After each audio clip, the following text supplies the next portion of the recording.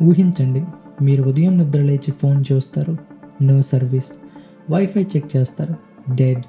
మీ computer, TV, మీ smart home అన్నీ అచేతనంగా మారిపోయాయి. మీరు బయటికి వెళ్తే ట్రాఫిక్ సిగ్నల్స్ పనిచేయడం లేదు, పెట్రోల్ బంకుల్లో కార్స్ తీసుకోవడం లేదు, హాస్పిటల్స్లో సర్జరీలే ఆగిపోయాయి. ఇదేదో హాలీవుడ్ సినిమా సీన్ కాదు. ఇది డిసెంబర్ 22న నార్త్ సీలో 3 ప్రధాన సముద్ర కేబుల్స్ కట్ అయినప్పుడు యూరప్ మొత్తం అనుభవించిన నరకం. మనం అనుకుంటాం ఇంటర్నెట్ అంటే ఆకాశంలో ఉండే శాటిలైట్ నుండి వస్తుందని.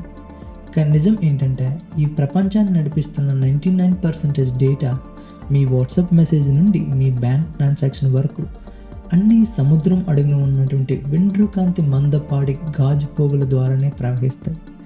వీటినే ఆప్టికల్ ఫైబర్స్ అంటాం. ఈరోజు ఈ కేబుల్స్ ఒక వార్ జోన్గా మారాయి. రష్యా, చైనా, అమెరికా ఈ దేశాల మధ్య జరుగుతున్న ఈ సైలెంట్ వార్ మన జీవితాలను ఎలా చిన్నాభిన్నం చేయబోతోంది? అసలు సముద్రం అడుగున ఏం జరుగుతుంది?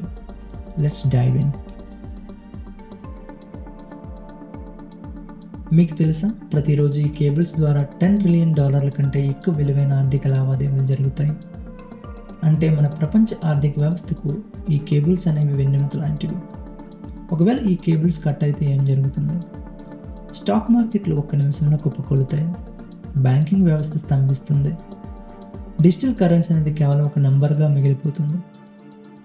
అమెరికాలోని ఒక కంపెనీకి, ఇండియాలోని ఒక డెవలపర్కి మధ్య సంబంధం తెగిపోతుంది. ఇది కేవలం ఇంటర్నెట్ స్లో అవ్వడం కాదు, ఇది గ్లోబల్ ఎకానమీకే వచ్చే ఒక పెద్ద హార్ట్ అటాక్. డిసెంబర్ 2025 నాటి ఘటన చాలా ప్రమాదమైందని నిపుణులు చెబుతున్నారు. ఎందుకంటే గోస్ట్ సబ్మరైన్స్, రష్యా దగ్గర యాంటర్ వంటి ప్రత్యేకమైన నిఘా నౌకలు ఉన్నాయి. ఇవి సముద్రం అడుగున కేబుల్స్ ఎక్కడున్నాయని గుర్తించి వాటిని కట్ చేయడమే కాకుండా వాటికి వైర్ ట్యాపింగ్ చేసి మన సీక్రెట్ ఇన్ఫర్మేషన్ దొంగలించగలవు. చైనా తన డిజిటల్ సిల్క్ రోడ్ ద్వారా ఏషియా మరియు ఆఫ్రికా మధ్య సొంతంగా కేబుల్స్ వేస్తుంది. అంటే రేపు యుద్ధం వస్తే ఏ దేశానికి ఇంటర్నెట్ ఉండాలో, ఏ దేశాన్ని బ్లాక్అవుట్ చేయాలో నిర్ణయించే శక్తి చైనా చేతిలోకి వెళ్తుంది. ఇది ఒక రకమైన ఎనర్జీ కాలనైజేషన్ లాగా, డేటా కాలనైజేషన్. ఇంత ప్రభావం చూపే ఈ కేబుల్స్ లోపల ఏముంటుందో తెలుసా? ఒక అండర్సీ కేబుల్ చూడడానికి ఒక గార్డెన్ పైప్ అంత లావుగా ఉంటుంది, కానీ దాని లోపల అసలైన పని చేసేది మాత్రం వెంట్రుకంత సన్నంగా ఉండే ఆప్టికల్ ఫైబర్స్. ఇందులో డేటా కాంతి రూపంలో ప్రయాణిస్తుంది. అంటే దీని స్పీడ్ ఆఫ్ ద లైట్కి సమానంగా ఉంటుంది.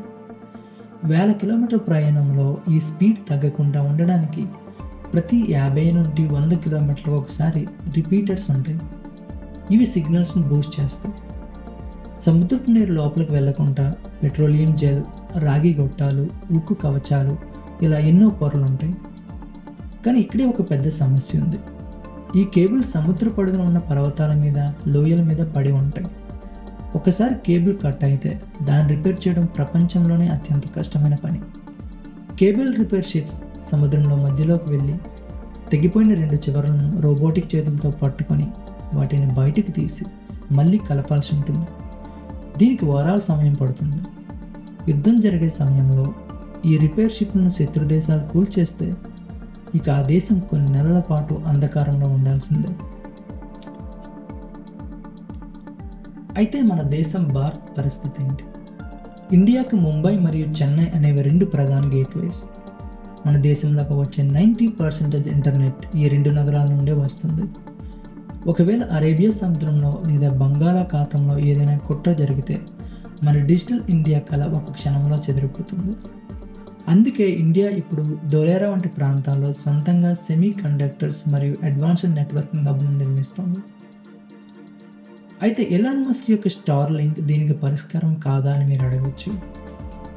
స్టార్లింక్ అనేది శాటిలైట్ ఇంటర్నెట్నే ఇస్తుంది. కేబుల్స్ కట్ అయినప్పుడు ఒక బ్యాకప్లా పనిచేస్తుంది, కానీ కేబుల్స్ ఇచ్చేంత స్పీడు మరియు బ్యాండ్విడ్త్ని శాటిలైట్స్ ఇవ్వలేవు. అంటే ఈ ప్రపంచం నడిపించే ఏకైక మార్గం ఈ సముద్రపు కేబుల్స్ మాత్రమే. మనం ఒక వింతైన కాలంలో జీవిస్తున్నాం. కంటికి కనిపించిన ఈ కేబుల్స్ మీద మన జీవితాలు ఆధారపడి ఉన్నాయి. డిసెంబర్ 2025లో జరిగిన బ్లాక్అవుట్ మనకు ఒక హెచ్చరిక. టెక్నాలజీ ఎంత డెవలప్ అయినప్పటికీ అది ఎంత బలహీనమైందో ఇది నిరూపించింది. ఇటువంటి మరిన్ని educational, science and technology videos మీరు చూడాలంటే ఈ ఛానల్ సబ్స్క్రైబ్ చేసుకోండి. Thanks for the watching.